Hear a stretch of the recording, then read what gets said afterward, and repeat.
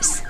El exdiplomático Roger Guevara Mena dijo que la libertad no es negociable y en consecuencia el gobierno debe dejar libre de inmediato a los presos políticos. Geraldine Domínguez nos cuenta.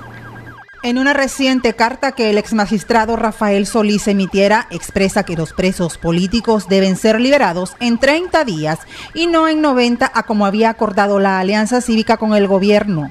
Solís insiste que los juicios deben declararse nulos y no se deben aceptar indultos ni aprobarse la ley de amnistía. El analista político Roger Guevara Mena concuerda con la reflexión de Solís. Considera que la paz social no se lleva sin justicia.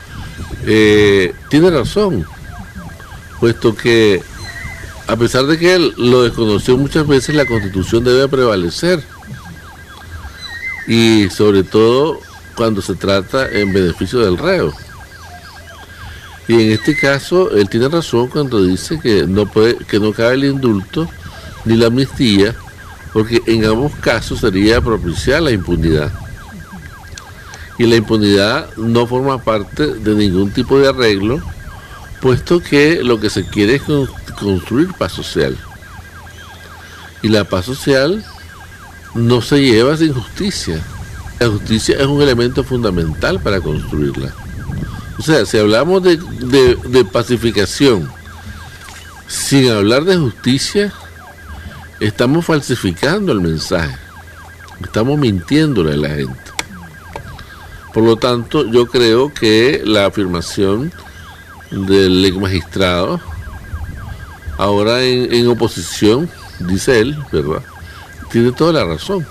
Un plazo de 30 días para liberar a los presos políticos, como lo indica el exmagistrado en su misiva, Guevara lo considera demasiado lejano. La libertad no es negociable. En los dos casos es demasiado largo. Es decir, y los términos de detención de una persona para que sea puesta a la orden del juez es taxativo. No habla de una extensión por gracia del juez o por gracia del ejecutivo. Tienen que ser liberados inmediatamente para que constituyan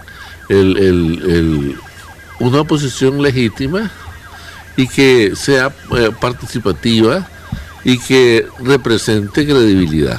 La libertad no es negociable como principio. Y simplemente cuando hay inocencia, cuando no hay ninguna presunción que sea respaldada debidamente, no tiene por qué estar detenido y coartar la libertad de la persona. El exembajador ante la Unión Europea también concuerda, al igual que Solís, que las elecciones anticipadas en Nicaragua deben darse en el año 2020. Considera que sería apropiado se realicen en el segundo semestre de ese año, pues el país no está preparado antes de ese periodo. El país tiene que prepararse, puesto que declarar elecciones anticipadas es un acto de mala fe.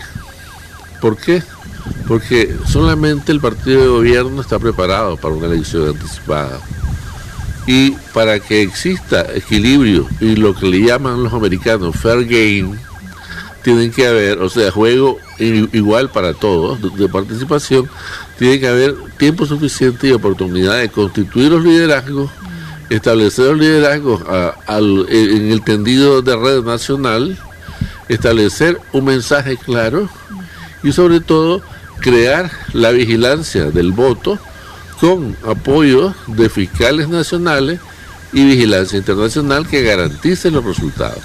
En la carta, el exmagistrado de la Corte Suprema de Justicia se refiere también sobre el derecho de las manifestaciones y reuniones públicas. Dice que se debe de establecer por decreto presidencial o ejecutivo e incluso reforma a la ley de la Policía Nacional, ley 872, que debe otorgar los permisos solicitados de carácter de ineludible cumplimiento, sin ser reprimidas por la institución del orden público o paramilitares. Después del diálogo nacional, estos grupos deben quedar prohibidos. Asimismo, este decreto presidencial se debe ejecutar en el caso de otros derechos de libertad de expresión, libertad de prensa y de organización, y que la OEA sea garante de su cumplimiento. Solís también mencionó que hay que hacer notar que como el vencimiento de los magistrados de la Corte Suprema de Justicia se produce el próximo 10 de abril, se debe prorrogar sus actuales periodos conforme la Constitución política lo establece, hasta que se logre el acuerdo final en el diálogo nacional sobre sus nuevos integrantes. En Acción 10, Geraldine Domínguez.